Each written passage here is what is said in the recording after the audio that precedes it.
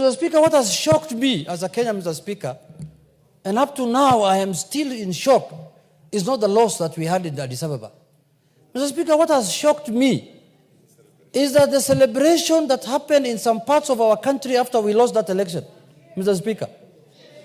This was not a Kenyan contest, Mr. Speaker. Kenyans knew very well that this is not an election that is going to happen within the country.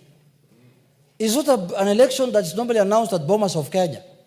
This was an election that was happening at the African Union.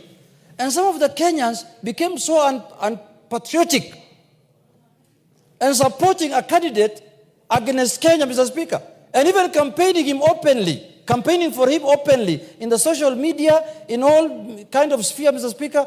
Mr. Speaker, I cannot be so unpatriotic. If today a Kenyan of any color, any race, any religion, any creed comes out to contest for an international position, Mr. Speaker, I will support. In the spirit of being a Kenyan, Mr. Speaker. That's all. The first thing that we need to look at is being a Kenyan. Not from the community you come from, not from your color, not from your religion, not from anything.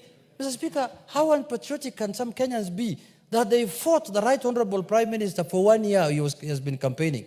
And after losing, they celebrated. We shall revisit that, I can assure you. We will revisit that one. It will not go. We will revisit at the right time. We will also have our day to laugh and to celebrate, Mr. Speaker. And it's not very far, it is coming, Mr. Speaker. It's not very far. You can take that to the bank, and I will remind you, the day I'm celebrating that, you also celebrated your day. This is my day.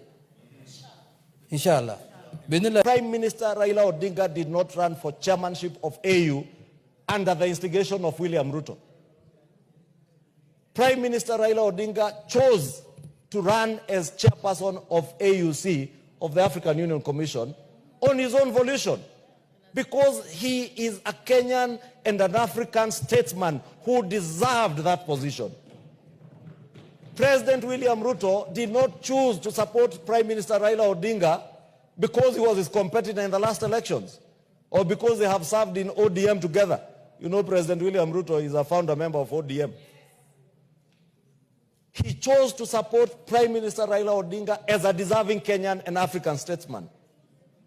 The presidents, many presidents who voted for Raila Odinga to be chairperson, did not do it at the instigation or because they were influenced by anybody. Honorable Speaker, we must at the same time express our disgust by the actions of this Member of Parliament,